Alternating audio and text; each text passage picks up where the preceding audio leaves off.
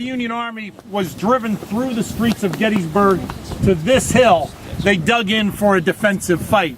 And you'll see a lot of artillery on the hill. The Union Army had nearly 100 pieces of artillery here and all the support personnel here on the hill. Over the course of the battle, there may have been 20,000 Union soldiers on this hill and nearby. When night fell on the battlefield, 47,000 soldiers had fought just north and west of town. 16,000 men were dead or wounded. The Union Army was shattered but driven back to this hill. Reinforcements arrived in the night, and the battle resumed with great ferocity on the 2nd and 3rd days of July 1863. On July 2nd, 1863, Robert E. Lee attacked both flanks of the Union line at Little Round Top, about 2 miles south of here, and Culp's Hill, which is just to the east. The Confederate Army attacked both flanks, hoping like a pair of pliers to crush the Union position that had positioned themselves on these hills in kind of a horseshoe or fishhook shape. At the end of the second day, 68,000 men fought, including night fighting here on Cemetery Hill. 22,000 men were dead or wounded. On the third day of the battle, having attacked both flanks of the Union line, General Lee launched a frontal assault with fresh Virginia troops under the command of George Pickett. Pickett's charge, involving 12,000 Confederate troops, attempt to break Union lines just south of here. In 45 minutes, 5,000 Southern soldiers were dead or wounded when they walked directly into Union artillery in a bloodbath. When the battle was over, 51,000 men were dead or wounded or captured as a result of the battle, including the men from Illinois. When the battle concluded, Robert E. Lee retreated from Gettysburg. The men in those Illinois cavalry regiments got back on their horses and pursued Lee over the distant mountains. However, Lee was able to escape and cross the Potomac River on July 14, 1863. The Gettysburg campaign ended. But the war kept going on for 2 more years till Lee finally surrendered at Appomattox. When the war ended, there were 700,000 dead.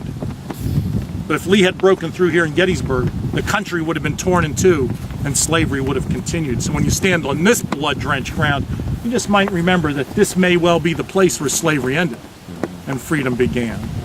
And Abraham Lincoln was well aware of it when he came to Gettysburg 4 months after the battle. There were dead everywhere, and they began burying the dead on the battlefield. But with winter coming, they wanted to have a ceremony to honor the Union soldiers. So they went out to the battlefield and they removed the bodies of all the Union soldiers and brought them here to Cemetery Hill in October and throughout the winter of 1863 and 64. This was a cornfield at the time of the battle, and in November of 1863 they were burying soldiers here on this field. Abraham Lincoln arrived by train on November 18, 1863 to dedicate the cemetery to the Northern soldiers. Southern soldiers, their bodies were later removed and buried in cemeteries in the South. This is a cemetery just for Northern soldiers, and the soldiers from Illinois are buried right in front of me. 6 bodies. Other Illinois soldiers, I suspect, are in the unknown plots. If you look to your right, those small markers with numbers and not names are the unknown. Of the 3,500 Civil War soldiers buried here, 979 are completely unknown. And I suspect some of the Illinois soldiers from the 82nd Regiment, from the 8th Illinois, and the 12th are among the unknown here on Cemetery Hill. Abraham Lincoln arrived by train on November 18, 1863, spent the night at the home of Attorney Wells, finished the Gettysburg Address there. The principal speaker at the cemetery dedication was a man named Edward Everett from Massachusetts. He had been the Secretary of State and the President of Harvard University. He came here on November 19, 1863, and before a crowd of 15,000 people here on Cemetery Hill, he spoke for 2 hours. And we don't remember much about what he said. And then Abraham Lincoln stood and spoke for 2 minutes. And we probably should never forget what he said.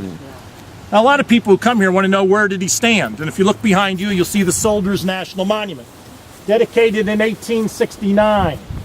At the top of the monument is a woman. You might recognize her. In New York Harbor, she holds the Lamp of Liberty high, welcoming immigrants to the country. Here at Gettysburg, she holds the Wreath of Victory low. It was a sad and costly victory, north and south, to the whole country. Surrounding the monument, there are 18 northern stars representing 18 northern states who sent soldiers here, including Illinois. And at the base of the monument, there are allegorical figures representing war, history, peace, and plenty. For over 100 years, that's where people thought Abraham Lincoln stood and gave the Gettysburg Address. photographic evidence in Washington now tells us differently. That in fact he never did stand there. He stood just on the other side of the iron fence in what is now the Evergreen Cemetery. They built a speaker's platform 12 by 20. And on that platform the dignitaries sat.